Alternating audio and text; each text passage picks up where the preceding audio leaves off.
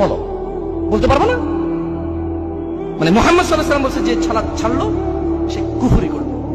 তুমি মনে করো যে ও না না, কোরআন শরীফের যদি উল্টা করে পড়ে তাহলে না কাফের। তুমি কুফরের ভুল ব্যাখ্যা নিছো ভাই। কোরআন শরীফের উল্টা করে দেখি তো কোনো মায়ের বাটা পড়ে দেখা, উল্টা করে কি পড়বে দেখি। আলিফ বা এটা তোমার, আমরা তো এটা কোরআনও বলি, আমরা বলি আলিফ বা আম্মা, অথবা সিরফা বলে। আপনারা কি বলেন? কায়দা না?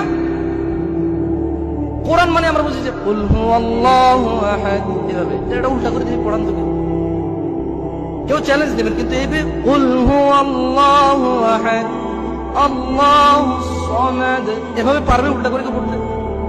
পারবেন না তো। আল্লাহ আমাদেরকে বুঝার তৌফিক দান করুন, বলুন আমিন।